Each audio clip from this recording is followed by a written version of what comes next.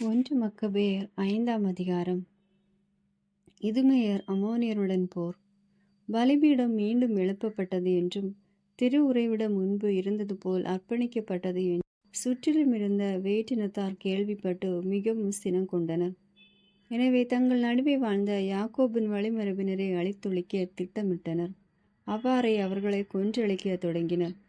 இது மேயாவில் இருந்த அக்கிரபேத்தனில் ஏசாவின் மக்கள் இஸ்ரேலை முற்றுகையிட்டிருந்ததால் யூதா அவர்களை கடுமையாக தாக்கி வீழ்ச்சியுற செய்து கொள்ளை பொருட்களையும் எடுத்து வந்தார்.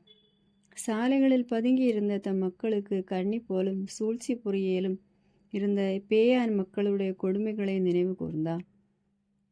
ஆகவே அவர்களை கோட்டைகளில் அடைத்து அவர்களின் வெளியே வராமல் தடுத்து முற்றிலும் அழித்தார். கோட்டைகளையும் அவற்றிலிருந்து அனைவரையும் தீக்கிரையாக்கினார். பிறகு அவர் அம்மோனியரை தாக்க சென்றபோது வலிமை மிக்க படையையும் திரளான மக்களையும் அவர்களின் தலைவரான தீமோத்தேயுவையும் கண்டார். அவர்களோடு போர்கள் பல புரிந்து அவர்களை நிலைகுலை செய்து அழித்தார். யாசேர் நகரையும் அதை சேர்ந்த ஊர்களையும் கைப்பற்றிய பின் யூதேயா திரும்பினார். தங்கள் நாட்டில் வாழ்ந்து வந்த இஸ்ரேலரை அழிப்பதற்காக கிலெயாதில் இருந்த பிற இனத்தார் அவர்களுக்கு எதிராக அணி திரண்டனர். எனவே இஸ்ரேலர் தாமாக கோட்டைக்கு தப்பி ஓடினர். அவர்கள் யூதாவுக்கு அவருடைய சகோதரர்களை எழுதிய அனுப்பிய மடல் வருமாறு, எங்களை சுற்றியுள்ள பிற இனத்தார் எங்களை ஒழித்துவிட எங்களுக்கு எதிராக திரண்டு வந்துள்ளனர். அவர்கள் வந்து நாங்கள் அடைக்கலம் புகுந்திருக்கும் இந்த கோட்டையை பிடிக்க முன்னேற்பாடு செய்து கொண்டிருக்கிறார்கள். தீமோத்தேயு அவர்களின் படைத்தலைவன் எங்களுள் பலர் ஏற்கனவே மடிந்து விட்டதால் இப்போது நீர் வந்து அவர்களிடமிருந்து எங்களை காப்பாற்றும். தோபு நாட்டில் உள்ள நம் சகோதரர்கள் அனைவரையும் பகைவர்கள் கொன்று விட்டார்கள். அவர்களின் மனைவி மக்களை சிறைப்படுத்தியதோடு உடைமைகளையும் கொள்ளையடித்து விட்டார்கள். ஏறக்குறைய 1000 பேரை அங்கு கொலை செய்து விட்டார்கள். யூதாவும் அவருடைய சகோதரர்களும் அம்மடலை படித்து கொண்டிருக்கும் போதே கிழிந்த ஆடைகளோடு சில தூதர்கள் கலிலேயா நாட்டிலிருந்து இதுபோன்ற செய்தி ஒன்றை கொண்டு வந்தார்கள். தாலமாய், தீர், சீதோன் நகரத்தாரும் பிற இனத்தார் வாழும் கலிலேயா நாட்டு மக்கள் அனைவரும் தங்களுக்கு எதிராக எழுந்து தங்களை அழித்தொழிக்க கூடியிருப்பதாக தெரிவித்தார்கள். யூதாவும் மக்களும் இச்செய்தியை கேட்டு கடும் துயருக்கும் பகைவர்களின் தாக்குதலுக்கு உள்ளாகியிருந்த தங்கள் உறவின் முறையினருக்கு தாங்கள் செய்ய வேண்டியதை பற்றி முடிவு செய்ய பெருங்கூட்டமாக கூடினார்கள். யூதா தம் சகோதரரான சீமோனை நோக்கி, நீர் வீரர்களை தேர்ந்து கொண்டு கலிலேயா நாட்டில் உள்ள உறவின் முறையினரை விடுவிக்க புறப்படும். நானும் என் சகோதரனான யோனத்தானும் கிலெயாதுக்கு போவோம் என்றார்.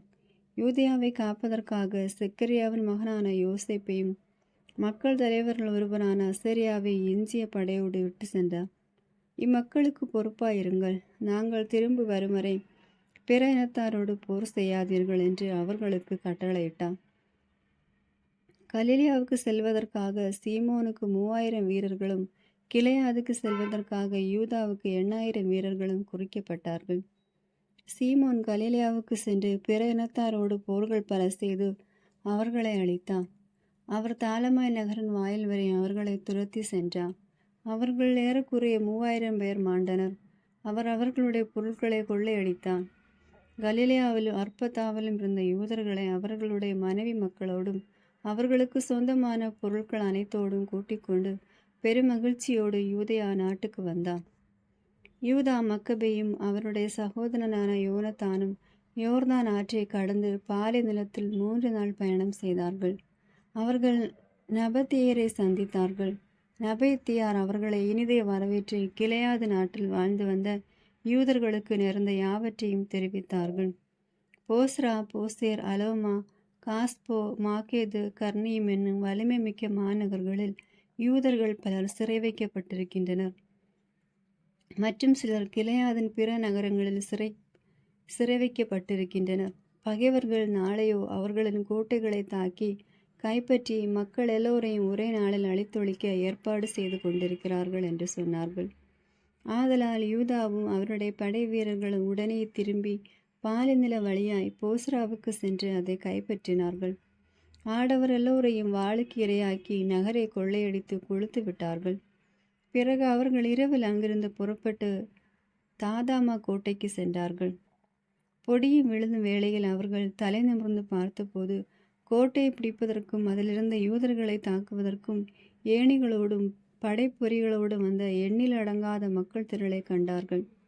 போர் தொடங்கிவிட்டது என்று யூதா கண்டான். நகரிலிருந்து எழுந்த கூக்குரல் எக்கால ஒலியோடும் பேரிரைச்சலோடும் சேர்ந்து வானத்தை எட்டியது. ஆதலால் அவர் தம் படைவீரர்களை நோக்கி, இன்று நம் உறவின் முறையினருக்காக போரிடுங்கள் என்றார். யூதா தம் படையை 3ஆக பிரிக்கவே அவர்கள் எக்காலங்களை முழங்கிக் கொண்டும் உரத்த குரலில் வேண்டிக் கொண்டும் பகைவர்களை பின்தொடர்ந்தார்கள். மக்கபேயு தாம் வருகிறார் என்று தீமோத்தேயுவின் படைவீரர்கள் அறிந்தவுடனே அவர் முன்னிருந்து தப்பி ஓடினார்கள். அவர் அவர்களை அடித்து நொறுக்கவே அன்று அவர்கள் ஏறத்தாழ 8000 பேர் கொலை உண்டனர். பின்னர் அலமேயாவை நோக்கி யூதா சென்று அதை எதிர்த்து போரிட்டு கைப்பற்றினார். அங்கிருந்த ஆடவர் எல்லாரையும் கொன்ற பின் அதை கொள்ளையடித்து கொளுத்தி விட்டான். அவ்விடமிருந்து புறப்பட்டு காஸ்போவையும் மாக்குவதையும் போசோரையும் கிளையாது நாட்டின் மற்ற நகர்களையும் பிடித்தான். இவற்றுக்கு பின் தீமோத்தேயு வேறொரு படையை திரட்டி நீரோடை நக்கரையில் ராபோன் நகருக்கு எதிரில் பாசறை அமைத்தான்.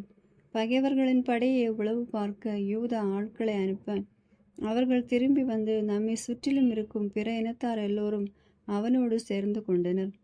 அது மிக பெரும் படை. தங்களுக்கு உதவியாக அரேபியரை அவர்கள் கூலிக்கு அமர்த்தியுள்ளார்கள். உம்மோடு போர் செய்ய ஆயத்தமாகி நீரோடையின் அக்கறையில் பாசறை அமைத்திருக்கிறார்கள் என்று சொன்னார்கள். எனவே யூதா அவர்களை போர் முனையில் சந்திக்க சென்றார். யூதாவும் அவரது படையும் நீரோடைக்கு அருகே வந்ததும் தீமோத்தேயு தன் படைத்தலைவர்களை நோக்கி, அவன் முதலில் நீரோடையை கடந்து நம்மிடம் வந்தால் நாம் அவனை எதிர்க்க முடியாது. அவன் நம்மை தோற்கடிப்பது உறுதி. ஆனால் அவன் அச்சம் கொண்டு அக்கறையிலே பாசறை அமைப்பானாகில் நாம் நீரோடை கடந்து சென்று அவனை முறியடிப்போம் என்று கூறினான். யூதா நீரோடையை நெருங்கி வந்தபோது அலுவலர்களை அதன் அருகே நிறுத்தி, ஒருவனையும் பாசறை அமைக்க விடாதீர்கள், எல்லோரும் போர் புரிய செய்யுங்கள் என்று அவர்களுக்கு கட்டளையிட்டான். தம் எதிரிகளை தாக்க யூதாவை முதல் நீரோடையை கடந்தார். மக்கள் எல்லோரும் அவரை பின்தொடர்ந்தார்கள். அவரால் முறியடிக்கப்பட்ட பிற இனத்தார் அனைவரும் தங்கள் படைக்கலங்களை எறிந்துவிட்டு கர்ணமியில் இருந்த கோவிலுக்கு தப்பி ஓடினார்கள். ஆனால் யூதாவும் அவருடைய ஆட்களும் அந்த நகரை பிடித்து கோவிலையும் அதிலிருந்த அனைவரையும் தீக்கிரையாக்கினார்கள். இவ்வாறு கர்ணாயிம் நகர் முறியடிக்கப்பட்டது. யூதாவை எதிர்க்கிற பிற இனத்தாரால் முடியாமல் போயிற்று. கிளையாதில் இருந்த சிறுவர் முதல் பெரியோர் வரை எல்லா இஸ்ரேலரும் அவர்களின் மனைவி மக்களும் பொருட்களும் மிக பெரும் படையாக யூதேயா நாடு செல்வதற்கு அவர்களை யூதா ஒன்று திரட்டினார்.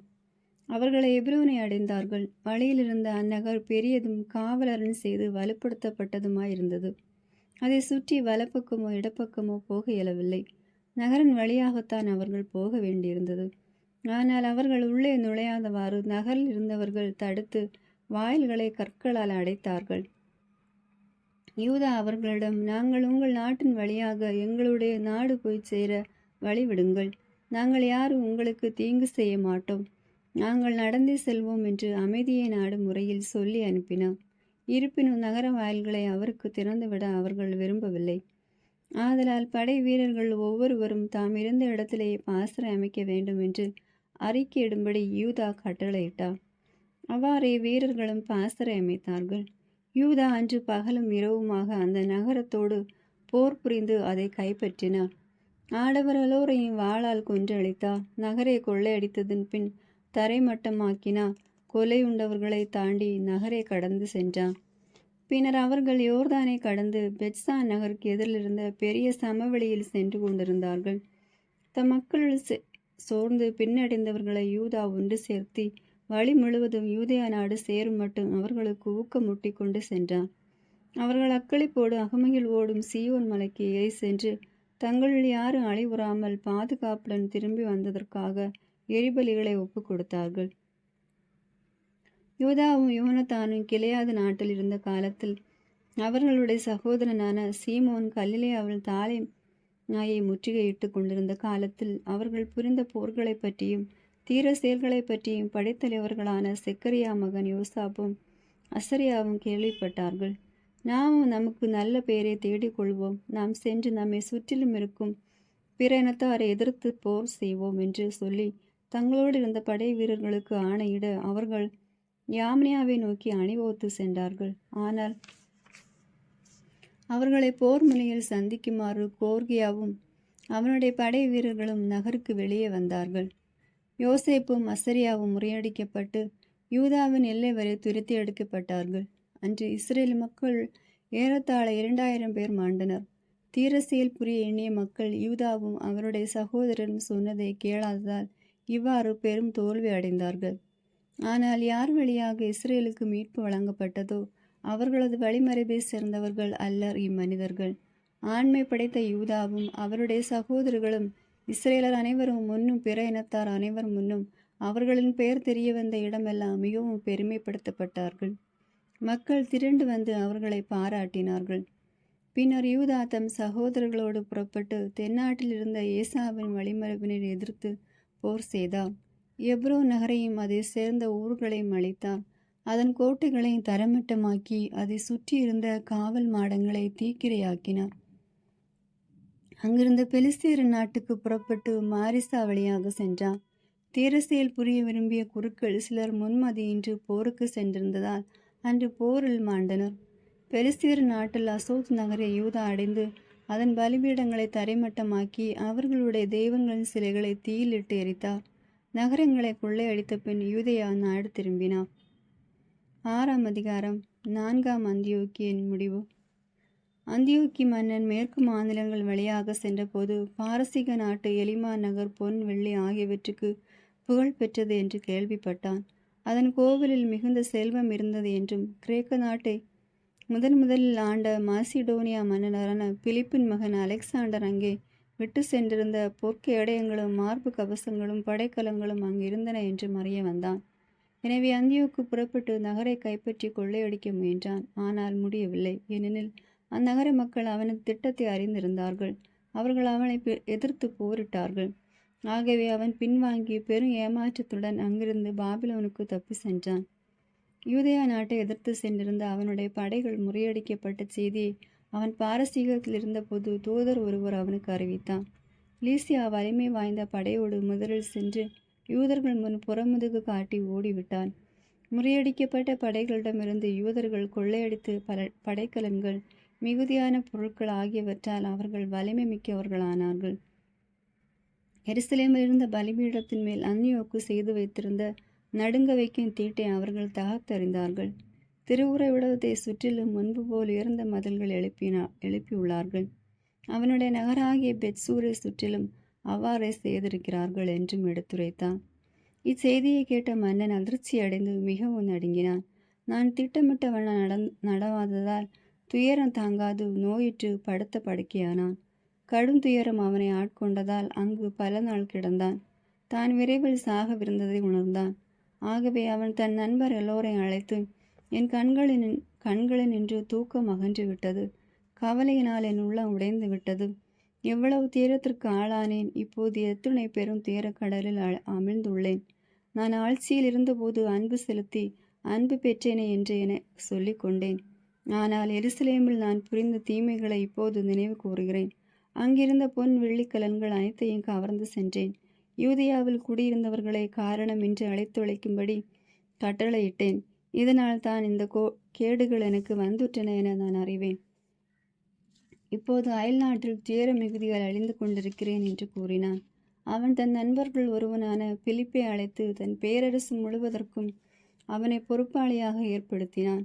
தன் மகன் அந்தியோக்கை வளர்த்து ஆளாக்கி அரசனாக்கும்படி தன் அரச முடியையும் ஆடையும் கணையாளியையும் அவனுக்கு அளித்தான். 149ஆம் ஆண்டு பாரசீகத்திலே அந்தியோக்கு மன்னன் இருந்தான். 5ஆம் அந்தியோக்கும் லீசியாவும் புரிந்த போர்கள். மன்னர் இறந்துவிட்டான் என்று லீசியா அறிந்ததும் அவனுடைய மகன் அந்தியோக்கை அவனுடைய தந்தைக்கு பதிலாக மன்னனாக ஏற்படுத்தினான். யூப்ரத்தோர் என்று அவனுக்கு பெயரிட்டான். இந்த லீசியா தான் அவனை இள வயதிலிருந்து வளர்த்தி வந்திருந்தான். இதற்கிடையில் எருசலேம் கோட்டையில் இருந்த பகைவர்களை திருவுறைவிடத்தை சுற்றி இருந்த இஸ்ரேலரை வளைத்து கொண்டார்கள்.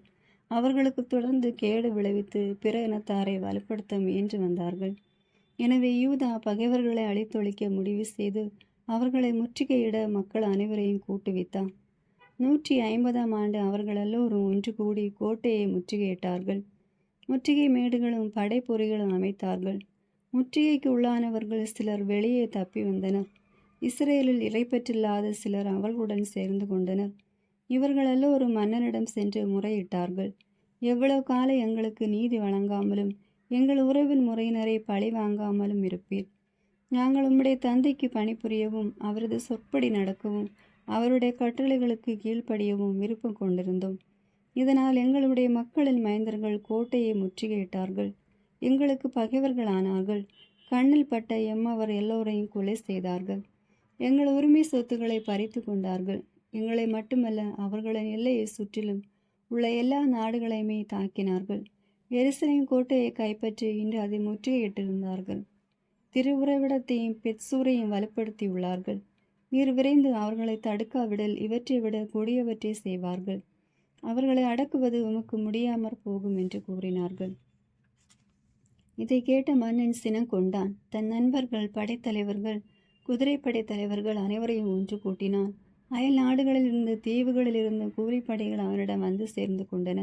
அவனுடைய படை 1,00,000 காலாளர்களையும் 20,000 குதிரை வீரர்களையும் போருக்கு பரிசு பெற்றிருந்த 32 யானைகளையும் கொண்டிருந்தது. அவர்கள் இது மேயா வழியாக சென்று பெத்சூருக்கு எதிரே பாசறை அமைத்து பல நாள் போர் புரிந்தார்கள். படைப்பொறிகளும் செய்து கொண்டார்கள். ஆனால் முற்றுகையிடப்பட்ட யூதர்கள் வெளியேறி படைப்பொறிகளை தீக்கிரையாக்கி வீரத்தோடு போர் செய்தார்கள். கோட்டையில் இருந்து யூதா புறப்பட்டு மன்னனுடைய பாசறைக்கு எதிராய் பெத்சேகரியாவில் பாசறை அமைத்தார். விடியற் காலையில் மன்னன் எழுந்து பெத்சேகரியாவுக்கு போகும் வழியில் தன் படையை வேகமாக நடத்தி சென்றான்.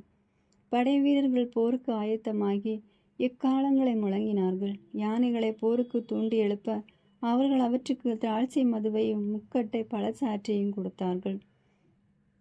யானைகளை காலால் படையினரிடையே பிரித்து கொடுத்தார்கள். ஒவ்வொரு யானையோடும் இரும்பு கவசங்களை, வெண்கல தரை சீராக்களை அணிந்த 1000 வீரர்களை, 500 தேர்ந்தெடுத்த குதிரை வீரர்களை ஒதுக்கி வைத்தார்கள். இவர்கள் குறிப்பிட்ட நேரத்திற்கு முன்னதாகவே யானைகள் இருந்த இடங்களில் ஆயத்தமாயிருந்தார்கள். எங்கெல்லாம் அவை சென்றனவோ அங்கெல்லாம் இவர்களும் சென்றார்கள். அவற்றை விட்டு பிரியவே இல்லை. ஒவ்வொரு யானை மீதும் மரத்தினால் செய்யப்பட்ட வலிமை பொருந்திய அம்பாரி ஒன்று வைக்கப்பட்டு மூடப்பட்டிருந்தது. அது யானையோடு வலுவான கயிற்றினால் பிணைக்கப்பட்டிருந்தது. ஒவ்வொரு அம்பையாரிலும் 4 வீரர்கள் இருந்து கொண்டு போர் செய்தார்கள். யானை பாகானும் யானை மீது அமர்ந்திருந்தான். எஞ்சிய குதிரை வீரர்கள் படையின் இரு பக்கமும் நிறுத்தப்பட்டார்கள். இவர்கள் ஆங்காங்கே தாக்கி காலால் படைக்கு பாதுகாப்பு கொடுத்தார்கள். பொன் வெண்கல கேடயங்களின் மேல் கதிரவனின் ஒளி பட்டபோது மலைகள் அவற்றால் உலர்ந்து எரியும் தீப்பந்தம் போல் விழுந்தன. மன்னனுடைய படையின் ஒரு பகுதி உயர்ந்த மலைகள் மீது பரவி இருந்தது. மற்றொரு பகுதி சமவெளியில் இருந்தது. படை வீரர்கள் உறுதியாகவும் ஒழுங்காகவும் முன்னேறி சென்றார்கள். படைத்திரளின் பேரொலியையும் அதன் அணிவகுப்பால் ஏற்பட்ட பேரிரைச்சலையும் படைக்கலன்களால் உண்டான சலசலப்பையும் கேட்டவர்கள் அனைவரும் நடுங்கினர். ஏனென்றால் படை மிக பெரியதும் வலிமை மிக்கதுமாயிருந்தது. யூதாவும் அவருடைய படையும் போர் புரிய முன்னேறி செல்லவே மன்னனுடைய படையில் 600 பேர் மாண்டனர். மன்னனுக்குரிய படைக்கலன்களை தாங்கிய ஒரு யானையை அவரான் என்னும் எலெயாசார் கண்டார். அது மற்றெல்லா யானைகளை விட பெரியதாயிருந்தது. எனவே அதன் மேல் இருந்தது மன்னன் தான் என்று எலெயாசார் எண்ணினார். அவர் தம் மக்களை காப்பதற்கும் நிலையான புகழை தமக்கென்று தேடிக்கொள்வதற்கும் தம் உயிரை தியாகம் செய்தார். காலால் படையின் நடுவே வலப்புறத்திலும் இடப்புறத்திலும் இருந்தவர்களை கொன்ற வண்ணம் துணிவோடு அந்த யானையை நோக்கி ஓடினார். அவர்கள் இரு பக்கமும் சிதறி ஓடினார்கள். அவர் அந்த யானைக்கு அடியில் புகுந்து கீழிருந்து அதை குத்தி கொன்றார். அது நிலத்தில் அவர் மேல் விழ அவர் அங்கேயே இறந்தார். மன்னனுடைய வலிமையும் அவனுடைய படை வீரர்களின் கடும் தாக்குதலையும் கண்டு யூத மக்கள் அவர்களிடமிருந்து தப்பி ஓடினார்கள். மன்னனுடைய படை வீரர்கள் அவர்களை துரத்தி கொண்டு எருசலேம் வரை சென்றார்கள். யூதேயாவுக்கும் சீயோன் மலைக்கும் எதிரே மன்னன் பாசறை அமைத்தான். அவன் பெத்சூரில் இருந்தவர்களோடு சமாதானம் செய்து கொண்டான். அவர்கள் நகரை விட்டு வெளியேறினார்கள். ஏனெனில் முற்றுகை எதிர்த்து நிற்க அவர்களுக்கு உணவுப் பொருட்கள் அங்கு கிடைக்கவில்லை. அதற்கு காரணம் நிலத்துக்கு அது ஓய்வு உண்டு. மன்னன் பெத்சூரை கைப்பற்றி அதை காப்பதற்கு காவற்படை ஒன்றை நிறுவினான். பிறகு திருவுறைவிடத்தை எதிர்த்து பல நாள் முற்றுகையிட்டான்.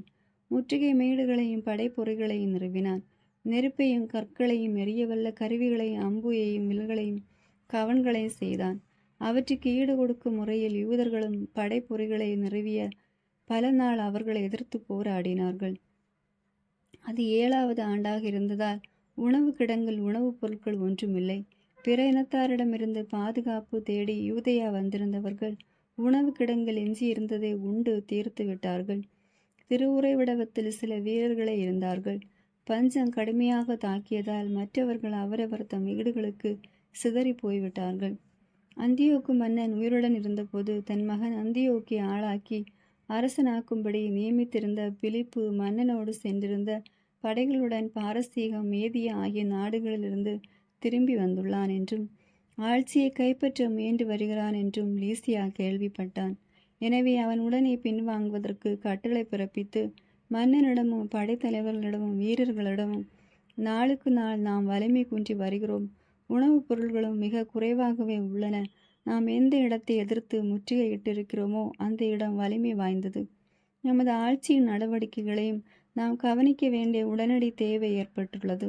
ஆதலால் இப்போது இந்த மனிதர்களோடு நல்லுறவு பாராட்டுவோம், அவர்களோடும் அவர்களுடைய இனத்தார் அனைவரோடும் சமாதானம் செய்து கொள்வோம். அவர்கள் முன்பு போல தங்கள் சட்டங்களின்படி நடக்க விட்டு விடுவோம். அவர்களுடைய சட்டங்களை நாம் அளித்தனால்தான் அவர்கள் சினங்கொண்டு இவற்றையெல்லாம் செய்தார்கள் என்று உரைத்தான். அவனது கூற்று மன்னனுக்கு படைத்தலைவர்களுக்கு ஏற்புடையதாயிருந்தது. லீசியா யூதர்களோடு சமாதானம் செய்து கொள்ள முன்வர அவர்களும் அதற்கு இசைந்தார்கள். மேலும் மன்னனும் படைத்தலைவர்களும் ஆணையிட்டு ஒப்பந்தத்தை உறுதிப்படுத்தினார்கள். அதன் விளைவாக யூதர்கள் கோட்டை விட்டு வெளியேறினார்கள். ஆனால் மன்னன் சீயோன் மலைக்கு சென்று அது எத்துணை வலிமை வாய்ந்த கோட்டை என்று கண்டபோது தான் கொடுத்திருந்த ஆணையை மீறினான். அதை சுற்றிலும் இருந்த மதில்களை அழிக்கும்படி கட்டளையிட்டான். பின்னர் அவன் அங்கிருந்து விரைந்து அந்தியோக்கி நகருக்கு திரும்பினான். அந்நகர் பிலிப்பின் கட்டுப்பாட்டில் இருக்க கண்டு அவனோடு போரிட்டு நகரை வன்முறையில் கைப்பற்றினான். 7ஆம் அதிகாரம். ஆல்கீமும் நிக்கோனாரும் புரிந்த போர்கள். 151ஆம் ஆண்டு செலூக்கின் மகன் தெமேத்திரி ரோமே நின்று புறப்பட்டு சிலரோடு கடற்கரை நகரம் ஒன்றை அடைந்து அங்கு ஆட்சி செய்ய தொடங்கினான். தன் மூதாதையருடைய அரண்மனையை நோக்கி அவன் சென்று கொண்டிருந்த போது அந்தியோக்கியை லீசியாவை அவனிடம் கொண்டு வருவதற்காக அவனுடைய படை வீரர்கள் அவர்களை பிடித்தார்கள். தெமேத்திரி இது பற்றி அறிய வந்தபோது அவர்களின் முகத்தில் விழிக்க நான் விரும்பவில்லை என்றான். ஆகவே படை வீரர்கள் அவர்களை கொன்று விட்டார்கள். தெமேத்திரி அரியணையில் அமர்ந்தான். இஸ்ரேலை சேர்ந்த நெறிகெட்டவர்கள், இறைப்பற்றில்லாதவர்கள் ஆகிய அனைவரும் தெமேத்தியரிடம் வந்தார்கள். தலைமை குருவாக விரும்பிய ஆல்கீம் அவர்களை வழிநடத்தி வந்திருந்தான். அவர்கள் இஸ்ரேல் மக்களை பற்றி மன்னனிடம் குற்றம் சாட்டி, யூதாவும் அவனுடைய சகோதரர்களும் உம்முடைய நண்பர்கள் எல்லோரையும் கொன்று எங்களையும் எங்கள் நாட்டை விட்டு துரத்தி விட்டார்கள். ஆதலால் இப்போது உமக்கு நம்பிக்கை உள்ள ஒரு மனிதரை அனுப்பும். அவர் போய் எங்களுக்கும் மன்னருடைய நாட்டுக்கும் யூதா செய்துள்ள கொடுமைகள் அனைத்தையும் பார்க்கட்டும். பின்னர் அவர்களுக்கு உதவி செய்பவர்களை தண்டிக்கட்டும் என்றார்கள். மன்னன் தன் நண்பர்கள் ஒருவனான பாக்கியத்தை தெரிந்து கொண்டான். இவன் யூப்ரதீஸின் மேற்கு பகுதியில் தலைவனாக இருந்தவன். பேரரசில் பெரியவன், மன்னனின் நம்பிக்கைக்கு உரியவன். மன்னன் அவனையும் அவனோடு விருப்பற்றில்லாதவனையும் தான் தலைமை குருவாக ஏற்படுத்தியிருந்தவனுமான ஆல்கீமியை அனுப்பி வைத்தான். இஸ்ரேல் மக்களை பழிவாங்க அவர்களுக்கு கட்டளையிட்டான். அவர்கள் புறப்பட்டு பெரும் படையுடன் யூதேயா நாட்டை அடைந்தார்கள். யூதாவிடமும் அவருடைய சகோதரர்களிடம் தூதர்களை அனுப்பி அமைதி சொற்களை வஞ்சகமாய் கூறினார்கள். ஆனால் அவர்கள் அச்சொற்களுக்கு செவி சாய்க்கவில்லை. ஏனெனில் பெரும் படையோடு அவர்கள் வந்திருக்க கண்டார்கள். நீதி கோரி மறைநூல் அறிஞர் குழு ஒன்று ஆல்கிடமும் பார்க்கிதிடமும் சென்றது.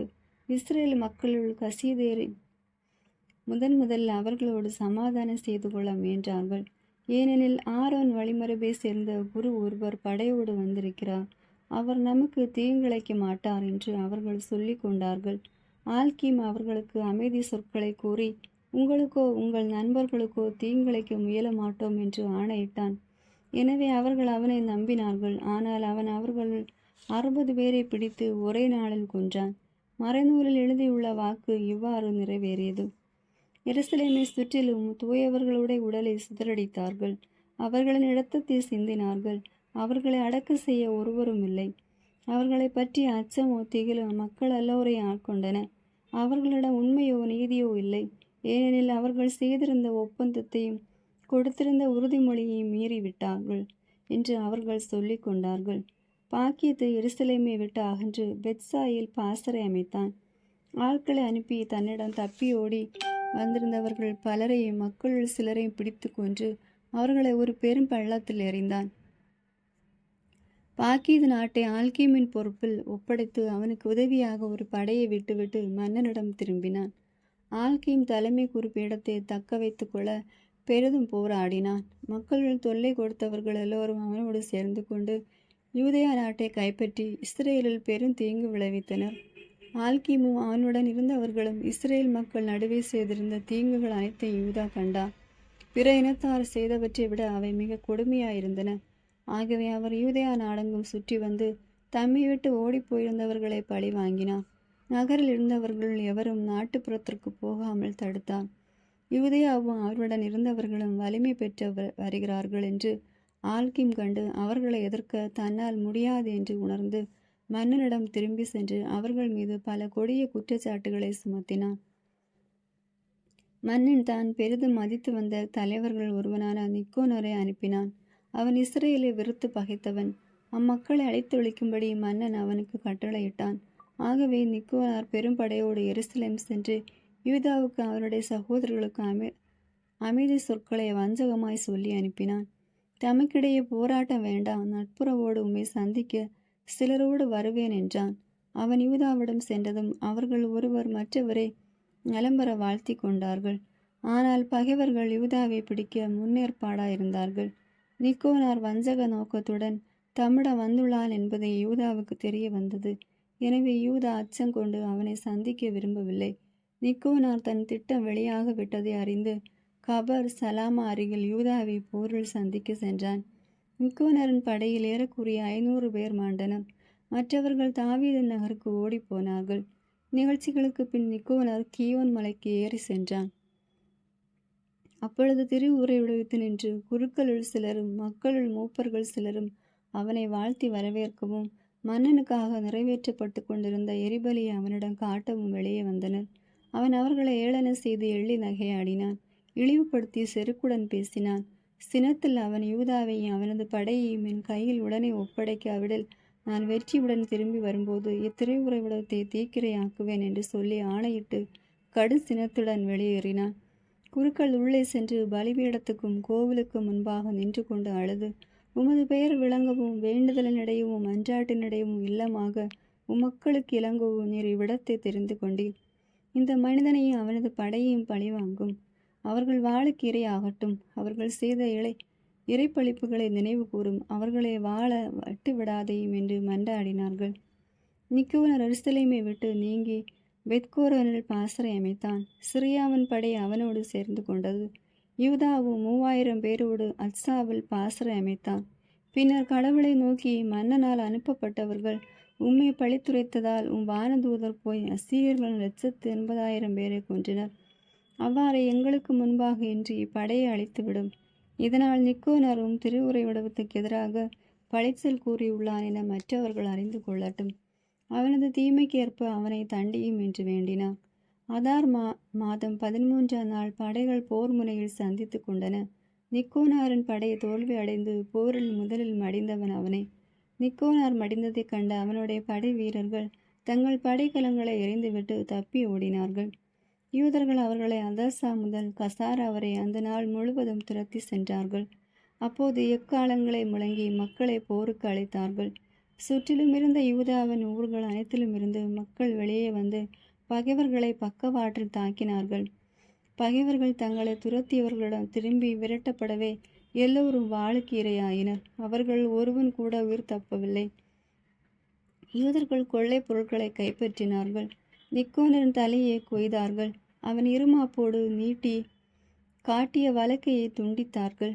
அவற்றை கொண்டு வந்து எருசலேமுக்கு வெளியே மக்கள் காணும்படி தொங்க விட்டார்கள். மக்கள் பெரிதும் களிப்புற்ற அந்த நாளை மகிழ்ச்சி பெருவிழாவாக கொண்டாடினார்கள்.